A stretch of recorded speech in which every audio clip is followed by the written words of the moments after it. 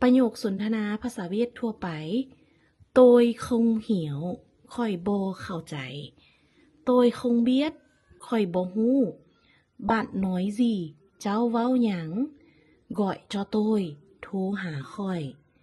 không nghe thấy บ่ได้ยิน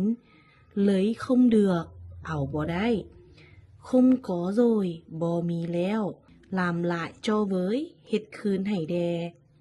hẹn gặp lại พบกันใหม่ tôi không thích ค่อยบ่มัก cái này ngon lắm อันนี้แซ่บหลาย nó bị hỏng rồi มันเพแล้ว chào anh ạ สบายดีอ้าย anh có khỏe không อ้ายสบายดีบ่ em có khỏe น้องสบายดี cảm ơn rất nhiều ขอบใจหลายๆ xin lỗi rất nhiều ขอโทษหลายๆ đây là cái gì นี่แม่นหยัง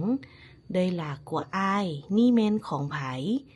เลยcho ai เอาให้ไผ qua đây มานี่ đi chỗ kia ไปพุ่น